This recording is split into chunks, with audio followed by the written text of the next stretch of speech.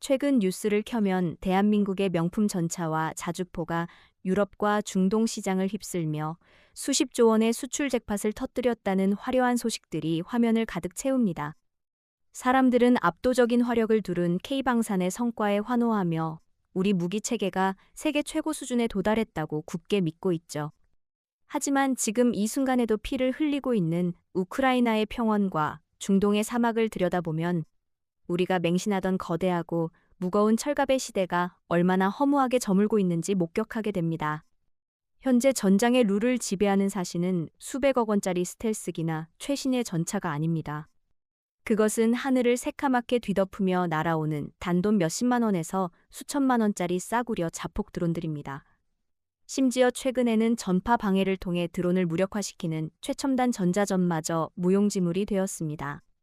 하늘로 전파를 쏘아 통신을 끊어버리면 추락하던 과거와 달리 이제는 얇고 투명한 광섬유 케이블을 꼬리에 매달고 날아가는 광섬유 유도 드론이 등장했기 때문입니다.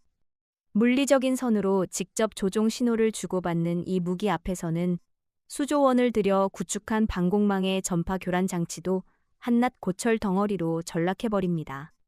세계 최고 수준의 무기를 찍어내며 수출 강국으로 우뚝 선 대한민국.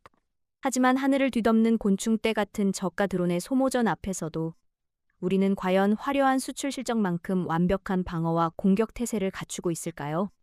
오늘은 수출의 환호성에 가려진 대한민국 드론 무기 체계의 뼈아픈 명암을 차가운 숫자와 팩트 데이터를 통해 객관적으로 짚어보겠습니다. 현재 글로벌 분쟁에서 드론이 게임 체인저로 등극한 가장 치명적인 이유는 바로 압도적인 비용의 비대칭성입니다. 무기를 만드는 비용과 그것을 막아내는 비용의 차이가 기형적으로 벌어지면서 방어하는 쪽이 먼저 경제적으로 파산하게 만드는 무서운 늪이 형성된 것입니다. 2026년 2월 본격적인 충돌로 번진 이란 전쟁의 양상을 보면 이 끔찍한 셈법이 적나라하게 드러납니다. 이란은 주력으로 사용하는 샤헤드 팩36 모델을 필두로 수천 대의 드론을 쏘아 올렸습니다. 이 드론 한 대를 찍어내는 데 드는 비용은 고작 2만 달러에서 5만 달러, 우리 돈으로 수천만 원 수준에 불과합니다. 하지만 이를 요격하기 위해 미국과 이스라엘이 쏘아 올려야 하는 패트리엇 미사일은 단 한 발에 400만 달러, 즉 58억 원을 훌쩍 넘어섭니다. 3천만 원짜리 미끼를 잡기 위해 58억 원짜리 황금 화살을 낭비해야 하는 이 소모전 속에서 서방 진영의 요격 비용은 천문학적으로 폭증하고 있습니다. 우크라이나 전장의 현실은 더욱 잔혹합니다. 2026년 3월 기준 하루에만 400대 이상의 드론을 전선에 투입하고 있으며 우크라이나는 단돈 60만 원대에 불과한 FPV 드론으로 이에 맞서고 있습니다. 놀라운 점은 이 장난감 같은 드론이 수십억 원에서 수백억 원에 달하는 러시아의 최정예 탱크를 향해 자폭하면서 러시아 전차 전력의 20%가 처참하게 파괴되었다는 사실입니다. 육중한 강철로 상징되던 재래식 전쟁의 룰이 가성비라는 새로운 경제학 앞에 완벽하게 붕괴해버린 것입니다. 그렇다면 사상 최대의 방산 수출을 기록하며 들떠있는 우리 대한민국의 드론 무기 경쟁력은 어느 정도 수준일까요? 차가운 팩트를 마주하면 우리의 현주소는 치명적인 약점들을 고스란히 노출하고 있습니다. 대한민국의 드론 수출액이 늘어났다고는 하지만 전 세계 군용 드론 시장 점유율은 여전히 0.5% 미만이라는 초라한 수치에 머물러 있습니다. 기술력이 부족해서가 아닙니다. 우리가 집중하고 있는 방향이 현대전이 요구하는 성격과 치명적으로 엇갈려 있기 때문입니다. 현재 대한민국 드론의 자부심은 2026년부터 본격 양산에 들어간 차세대 무인기 KUS-FS 모델입니다. 13km 상공에서 24시간 이상 비행하며 적을 감시하고 타격하는 세계 최고 수준의 걸작이죠. 하지만 문제는 전장이 요구하는 무기가 이처럼 크고 값비싼 코끼리 한 마리가 아니라는 점입니다. 지금 글로벌 전장은 잃어버려도 전혀 아깝지 않은 소형 자폭 드론 수만 마리가 쏟아져 내리는 독벌레들의 전쟁으로 변모했습니다. 한국은 값비싼 정보 감시 분야에서는 압도적이지만 정작 보병들이 배낭에서 꺼내 소모품처럼 던질 수 있는 저가형 드론 생태계는 이제 막 걸음마를 떼는 단계입니다. 과거의 교리에 얽매여 비싼 무기에만 집착하느라 정작 현재 전장을 휩쓰는 파괴적인 소모전의 룰에는 대비가 되어 있지 않았던 것입니다. 더욱 등골이 서늘한 위협은 바로 가장 깊숙한 곳에 숨겨진 부품의 공급망 문제입니다. 우리가 껍데기를 설계하고 우리 군의 마크를 찍어 날려보낸다고 해서 과연 온전한 대한민국의 무기라고 부를 수 있을까요?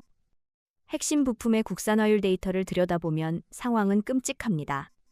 최고급 전략 무기의 경우 국산화율이 높지만 정작 수만 대씩 찍어내야 할 필수적인 소형 공격 드론의 경우 핵심 부품의 80%에서 90% 이상을 전적으로 해외 수입에 의존하고 있습니다. 그리고 그 수입처의 절대 다수는 다름 아닌 잠재적 적성국으로 분류될 수 있는 중국입니다.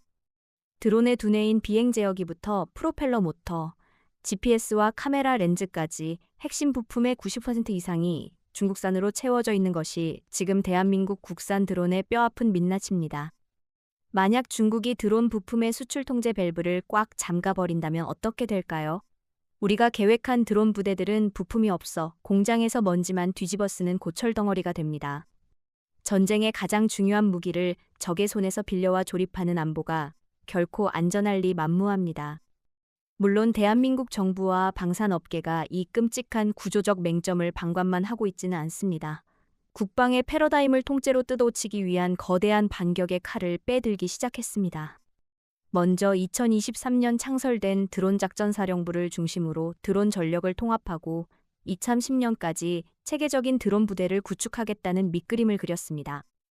2026년 국방연구개발 예산 중 인공지능과 드론 분야에 전년 대비 1.5배나 폭증한 2,287억 원을 쏟아부으며 기술 자립에 시동을 걸었습니다.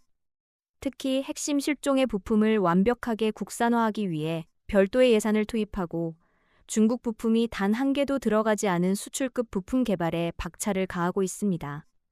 무엇보다 고무적인 것은 값비싼 미사일 대신 빛의 속도로 드론을 태워버리는 레이저 대공 무기 체계의 전력화입니다. 2026년 본격 공개될 이 시스템은 단돈 몇천 원의 전기료만으로 수천만 원짜리 적의 드론을 소리 없이 요격할 수 있는 진정한 게임 체인저입니다. 우리가 부족했던 소모전의 물량 공세를 비용을 무한대로 떨어뜨리는 첨단 요격 기술로 덮어버리겠다는 발상의 전환입니다. 육중한 강철 전차가 전장의 모든 것을 지배하던 시대는 영원히 끝이 났습니다. 대한민국이 진정한 방산 패권국으로 살아남기 위해서는 과거의 성공 공식에 취해 있어서는 안 됩니다. 소모품처럼 던질 수 있는 저가형 무기를 우리 손으로 만든 부품으로 끝없이 찍어낼 수 있는 독립적인 공급망을 구축해야만 합니다. 전쟁의 가장 위대한 방패는 최첨단 장비가 아니라 내 공장이 멈추지 않고 돌아갈 수 있는 빈틈없는 생태계 그 자체이기 때문입니다. 쏟아지는 수출 뉴스의 환호성 속에서 가장 작고 볼품없는 무기가 우리의 숨통을 끊어놓을 수 있다는 사실을 가장 무겁게 직시해야 할 때입니다.